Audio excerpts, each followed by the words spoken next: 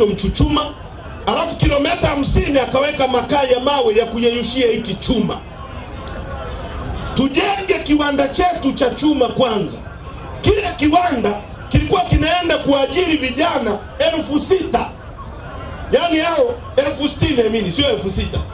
Vijana 60,000 hao wamepata direct employment, yani ajira ya moja kwa moja.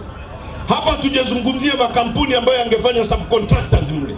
Hili lingesebu chakula, hili lingewauzia karatasi za kuandikia, hili lingewauzia kompyuta, hili lingewauzia chakula. Watu walioajiriwa moja kwa moja 60,000. Mind you, tangu uhuru serikali hii imeajiri watu 520,000.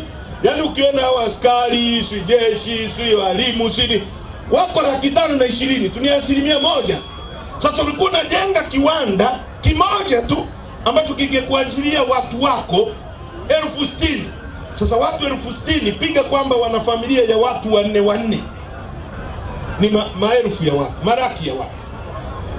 Sasa unajenga kiwanda chako cha chuma, tuna chuma cha kuzalisha miaka 100. Gharama ya kujenga kile kiwanda ilikuwa dola za Kimarekani milioni 3 ambazo ni bilioni 7, yani trilioni 7.8 za Kitanzania. Unajenga kiwanda ambacho ungetumia kuzalisha chuma kwa miaka 100. Sio kama mnanielewa? Hivi mnanielewa vizuri nyie? Wanaonielewa wanyoshe mkono tu. Wote mnanielewa? Yani unajenga kiwanda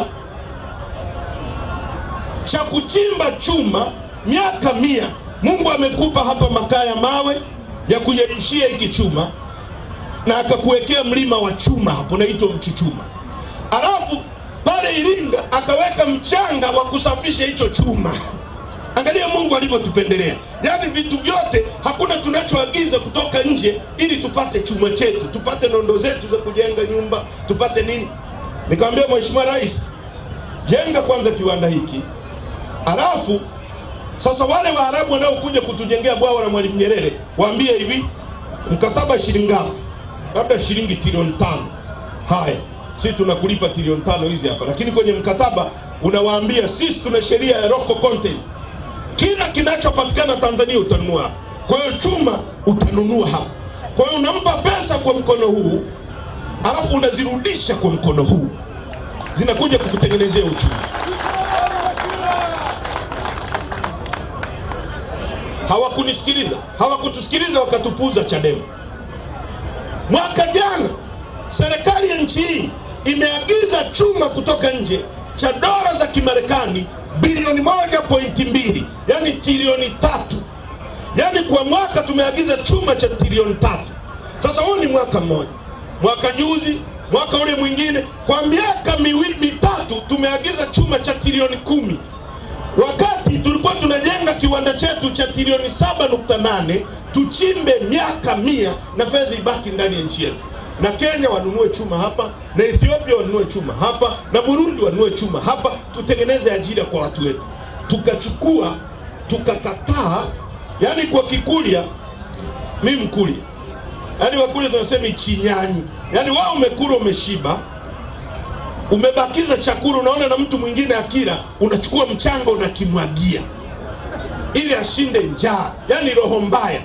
Yani kujenga kiwanda hapa ili hiyo pesa ibaki hapa, izunguke humu, hicho kiwanda kikulipe corporate tax, hicho kiwanda kikulipe pay as you earn, ili serikali ipate mapato makubwa zaidi. Watoto wenu mliosomesha wanakosa walimu wakati shule zipo, wapate kazi.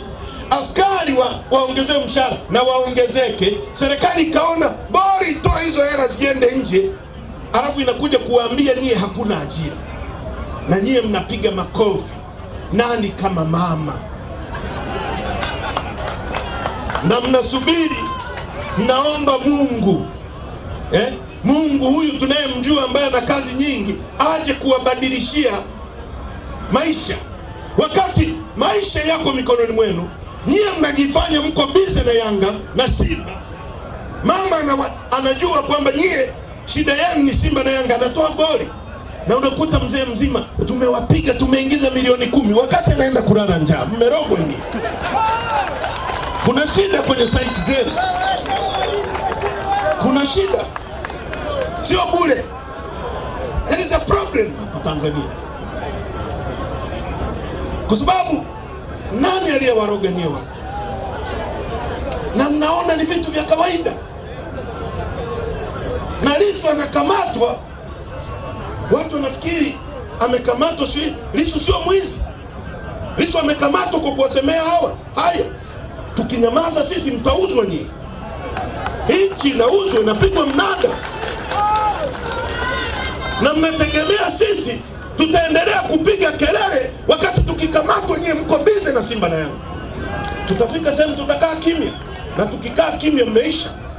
Na waambieni ukweli, tukikaa hebu fikiria hivi, nchi na bandari inazungukwa na nchi 7 landlocked. Nchi 7 landlocked. Yani ili mtu aendeshe gari Burundi, ili mtu aendeshe gari Rwanda, ili mtu ili grade iende kulima barabara Kongo, inapita kwenye maji ambayo Mungu ametupa bure. Unachohitaji ni kujenga gati. Gati ni kama stendi, sehemu ambayo meli itakuja isimame, ishushe mzigo. Ikishusha mzigo, wanakulipa pesa kwa kupita kwenye maji aliyokupa Mungu bure. Bandari ipo, Mwalimu aliiacha, aliikuta kabla ya wakoloni na Mwalimu akaiendeleza. Magufuli alinunua mashine za 0 hours akaziacha pale. Mimi ni miongoni mwa watu tuliotofautiana sana na Magufuli, lakini kwenye swala la rasilimali za nchi hii he was stable. Very. Wameacha mashine pale. Bandari sisi tuko milioni 63. Dubai wako milioni 3. Milioni 3. Mwaka 61 Dubai ilikuwa na watu 70,000. 1, 2, 3, 4, 70. Nyie Dar es Salaam mko milioni 1.5. Walikuwa 70,000 mwaka 61. Wanatembea jangwani, wanaokota tende, dates. Pep wanaokota tende mwaka 61. Mwaka 63 sisi tuna chuo kikuu cha Dar es Salaam. Mwaka 69 Dubai inavumbua pipa la kwanza la mafuta. Leo wako milioni 3. Watu milioni 3. Sisi tuko milioni 63. Kwamba sisi watu milioni 63 ni ndondocha. Hatuwezi kukaa pale tukasimamia bandari yetu. Kongo wakaingiza hera, Burundi wakaingiza hera, Uganda wakaingiza hera, Malawi wakaingiza hera, Zambia wakaingiza, kwamba hatuwezi. Tumewapa Dubai watu milioni 3 ndio watuendeshe sisi mpaka kiyama atakaporudi Yesu.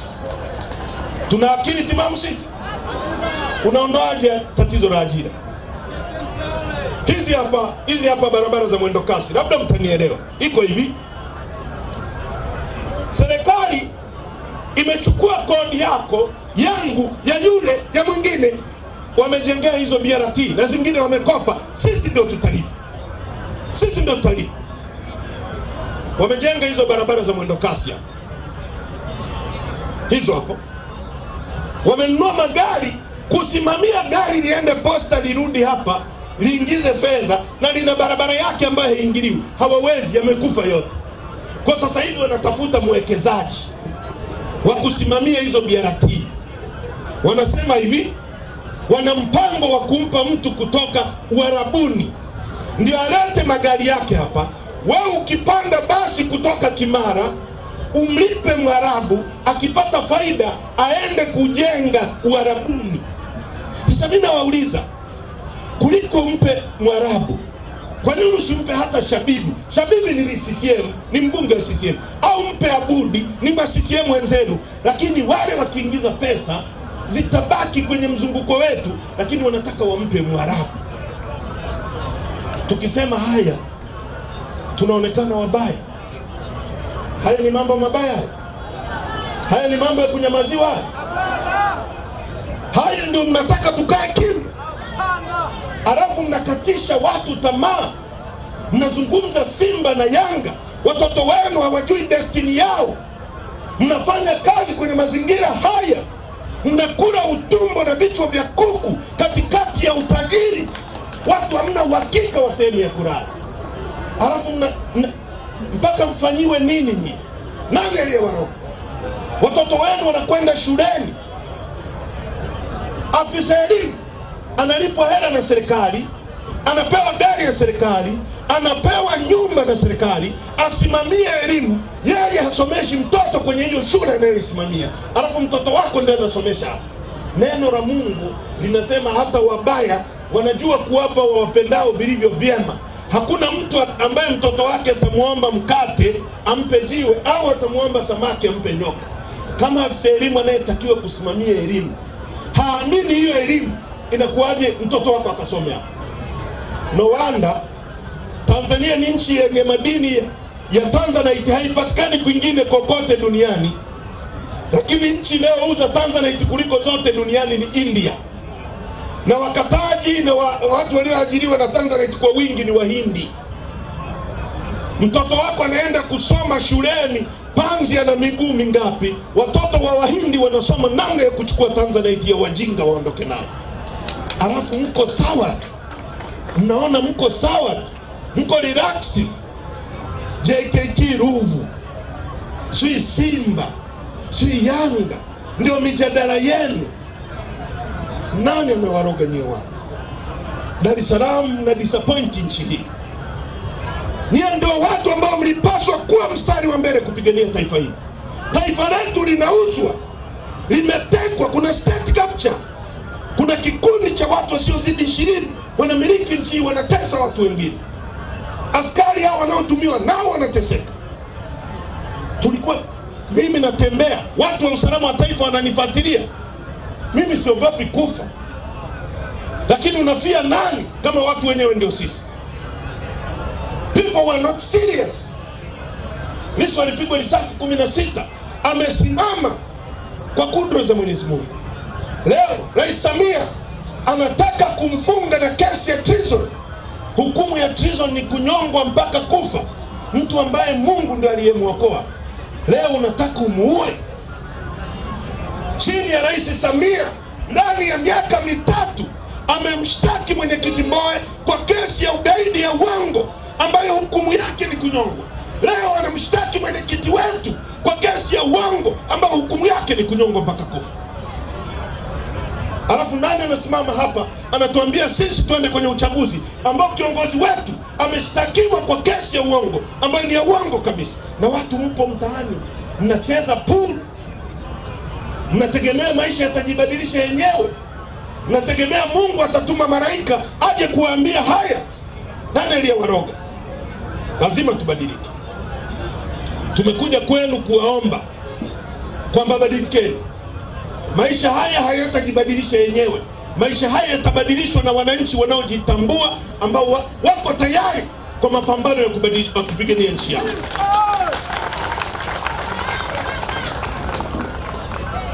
Tusikubali nchi yetu hii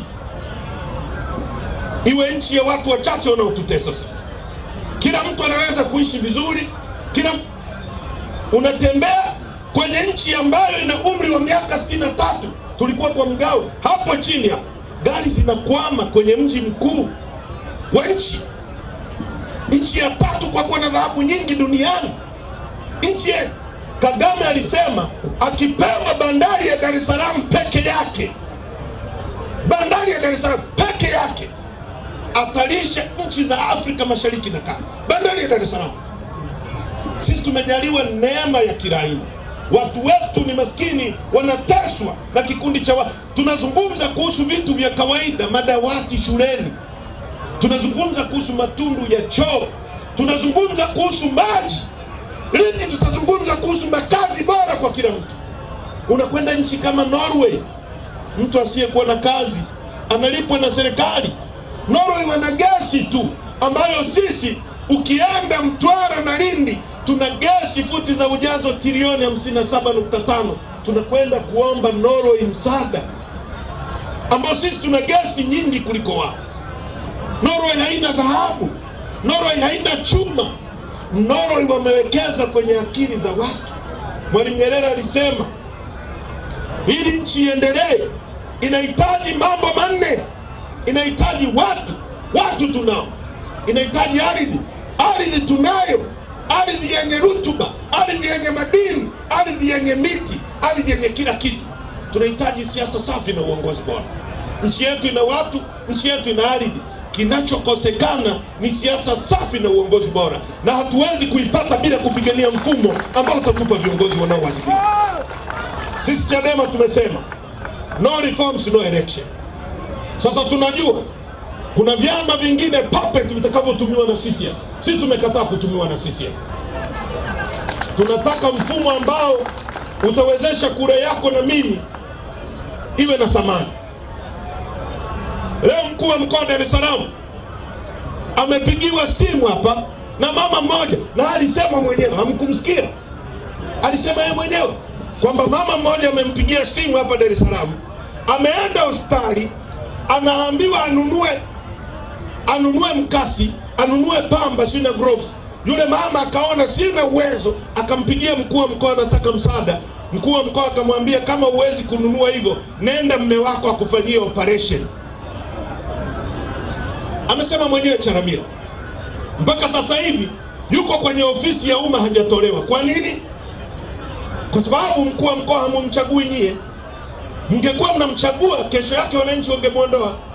Lakini vile vile hata yule aliyemteua hajawajibika kumuondoa, kwa sababu hakuogopi wewe. Kwa sababu wewe kura yako haimweki. Rais Samia angejua kura yako ndio inamweka, angemfukuza Charamila kutoka ofisini kwa kucheza na bosi wake. Kwa sababu kwa mujibu wa katiba ya nchi yetu, ibara ya 8, msingi wa mamlaka na madaraka yote nchini wananchi. Na sehemu B inasema wajibu wa serikali namba 1 ni kustawisha maisha ya watu, ni kufanya wewe utoke kwenye maisha duni kwenda kwenye maisha mazuri. Ndio wajibu wa serikali, na serikali itawajibika kwako. Sasa kama serikali inakujibu kwamba nenda ukamfanyie mke wako operation, hiyo serikali inawajibika kwako? Haiwajibiki kwako, kwa sababu inajua kura yako haiwezi kumweka madarakani. Sisi tumesema tunahitaji mfumo wa kiuchaguzi ambao kura ya mwananchi ndio itamweka kiongozi madarakani. Mkituweka sisi Chadema, tukishindwa kutekeleza yale tunayoyaahidi, muwe na nguvu ya kutupiga chini na kuweka watu wengine ili tuheshimiane katika taifa hili. Ndilo tunalolipigania. Hilo ndilo tunalolipigania. Wangapi wanaunga mkono kwamba wako tayari kuunga mkono mapambano haya ya kudai tume huru ili wote nyosha mkono tu. Waandishi wa habari, mnaona Watanzania wanasema no reforms, no reforms. Bila mabadiliko ya kisheria hakutafanyika uchaguzi. Mimi na Tundu Lissu tulichaguliwa na mkutano mkuu wa chama chetu, ukatuambia no reforms no election. Hatutabadili msimamo, tutasimamia maazimio ya mkutano mkuu. Sasa kama kuna wale watu wanatuambia twende tu CCM itupe viti, sisi hatuhitaji viti vya kupewa na CCM. Sisi tunahitaji viti vya kupewa na wananchi. Ili nikisimama bungeni, ili Susan Limo akisimama bungeni, asisimame kumshukuru rais, asimame kukuzungumzia wewe mwananchi uliyempa kura, sio kumshukuru rais. Tunahitaji mtuunge mkono. Tunahitaji saini milioni 15 ambazo kila mtu ataandika kwenye karatasi ya petition. Iko hapa. Pia tunahitaji kila mtu ajisajili hapa. Tutapanga mstari tukimaliza. Tutapanga milioni 15 za Watanzania ambao hawataki wizi wa uchaguzi katika nchi. Tukishazipata tutazipeleka Umoja wa Mataifa, tutazipeleka Ulaya, kila sehemu, kwamba Watanzania hawataki wizi wa uchaguzi na majina yao haya. Tunaelewana vizuri? Hii kazi haiwezi kufanywa na Mgawe peke yake. Mama unayeuza nyanya, chukua jukumu hilo, kwa sababu bila hivyo utabadilisha maisha yako. Utateseka maisha yako yote. Kila mtu atimize wajibu wake. Nyie mnao saini, tulia kwanza tumalize. Nataka kumalizia mambo matatu, mtasaini. Ndugu wa Tanzania, Lissu yuko ndani na sisi tumerudi hapa. Hatutaondoka Dar es Salaam hii mpaka baada ya kesi. Tunahitaji wote tarehe 24 tukutane pale Kisutu kumuunga mkono na aone Watanzania wanamuunga mkono. Akiletwa pale aone Watanzania wanamuunga mkono. Na tutawaalika mabalozi wa nchi zote, tutaalika nchi zote za nje. Wakituletea fujo, dunia ione kwamba serikali hii ni ya kidikteta, inataka kuumiza watu wanaokwenda kumuona kiongozi wao. hatutafanya fujo, na ninawasihi usibebe hata jiwe.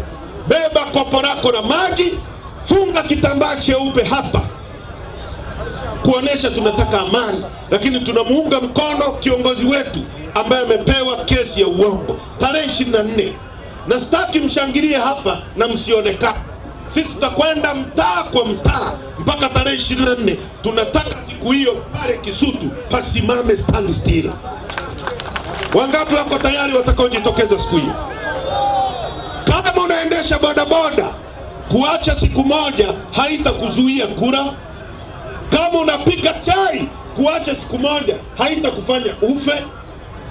Ukiacha siku moja ikabadilisha maisha ya mtoto wako apate elimu bora, anufaike na rasilimali za nchi hii, utakuwa umemtetea yule mtoto wako, malaika wa Mungu ambaye anaandaliwa maisha mabovu na kina Samia Suluhu Hassan. CCM imekuwa madarakani kwa miaka 63. Haiwezi tena kubadilisha chochote. Iko hivi, matatizo hayawezi kutatuliwa na kiwango kile kile cha fikra kilichosababisha matatizo hayo. Haiwezekani. Matatizo ya kukosa maji, matatizo ya elimu bovu, matatizo ya miundombinu ya hovyo, matatizo ya kila kitu yamesababishwa na CCM. Haiwezekani leo CCM wakatatua hayo matatizo. Unahitaji watu wengine wenye fikra za juu zaidi ambao watabadilisha matatizo hayo. Sisi tukichukua nchi hii, hatutaruhusu ajira za vijana wetu ziende China. Tutaruhusu nyie ndio mfanye kazi kwenye migodi yetu na mtengeneze utajiri miongoni mwenu. Tutafungua kiwanda cha Dar Textile ambacho kimegeuzwa kuwa magodown. Tutaleta pamba, tutatengeneza kanga na nguo hapa ili nyie mpate ajira pale Dar Textile, mfanye kazi na mjenge nyumba, muishi maisha mazuri. Hatutaruhusu kuagiza toothpick kutoka China. Tutajenga viwanda hivyo hapa. Hatutaruhusu kuagiza chuma nje wakati tunachuma. Hatutaruhusu madini yetu yachukuliwe na Waarabu na Wachina wakati watu wetu hawana ajira. Tutatengeneza hayo ndani ya nchi yetu. Tunahitaji mtuunge mkono. Tunahitaji msikie uchungu Chadema inavyoguswa, kwa sababu Chadema ni sauti yenu. Kiungeni chama hiki mkono, kichangieni. Wanasema tusipoingia kwenye uchaguzi chama hiki kitakufa. Kama Chadema inakufa kwa kusimamia ukweli, na Watanzania mtaikataa Chadema kwa kusimamia ukweli, mimi nasema na ife tu. Hatuko tayari kusimamia uongo ili tuwe hai. Tuko tayari kusimamia ukweli na tufe kwa ukweli huo. Kwa wale wanaotutabiria kifo, nawaambia mwelewe, tuko tayari kufa kwa ukweli kuliko kuishi kwa uongo. Hatuko tayari kufumbia macho rasilimali za nchi ili kuishi. Tuko tayari kupigania rasilimali hizo zituwe ili watoto wetu waje waishi maisha mazuri. Hilo na mimi na Lissu ndio tunalisimamia. Hilo tutalisimamia mpaka tone la mwisho la damu yetu. Na walifikiri wakimkamata Lissu wakamweka ndani, tutakaa ndani tunalia. Hii tume inatuambia tukasaini maadili, yenyewe haina maadili hata moja. Watu wanaoiba uchaguzi wana maadili? Dar es Salaam hii tuna mitaa 500. Mitaa 500. Mwaka 2014 tulikuwa na mitaa zaidi ya 200 hapa. Leo eti Chadema hii imeshindwa mitaa yote 500 na sisi imeshinda mitaa yote 500. Inawezekana kwamba hakuna hata mtaa mmoja Dar es Salaam unaiunga mkono Chadema? Alafu watu wanatuambia tuende hapo tukafanya huo ujinga. Zimetumika bilioni 271 kwenye uchaguzi wa hovyo. Katiba yetu inasema, ibara ya 27(2), wajibu wa Mtanzania, wajibu wako na mimi na yule ni kuhakikisha unalinda rasilimali za nchi. Ni kuhakikisha unapiga vita ubadhirifu. Kwenda kutumia pesa kwenye uchaguzi ambao tunajua matokeo yake tayari, huo ni ubadhirifu, ni kukiuka katiba ibara ya 27. Na ibara ya 26 inasema kila mtu ana wajibu wa kutii katiba. Tuna wajibu wa kutii katiba. Msikubaliane na uhuni. Msikubaliane na uhuni unaoitwa uchaguzi hapa. Kama wanataka tubadilishe mifumo iwe huru. Haiwezekani leo tunaenda kucheza mechi ya Simba na Yanga. Wewe bwana mwenye jezi ya Yanga, alafu refari Manara, itakuwaje? Mtu atachezewa faulu katikati ya uwanja, Manara atatenga kwenye tuta na penalty. Uongo kweli? Haiwezekani. Hii tume inayosimama inasema imeizuia Chadema kushiriki uchaguzi wa mwaka huu, wakati haina mandate. Ukisoma kifungu cha 162 cha sheria, mimi nilikuwa bungeni, nimehusika kutunga sheria, hakuna sehemu yoyote inayoipa tume mamlaka ya kudisqualify chama chochote kisishiriki uchaguzi. Haipo katika ya nchi, kanuni zao haziwapi hayo mamlaka. Ndio maana tumesema no reforms no election, kwa sababu ya watu wajinga kama Ramadhani Kailima hiyo. Tumekataa na hatutawapigia magoti. Tunachotaka ni haki, na haki haiombi. Haki inapiganiwa, haki inadaima, haki haiombi.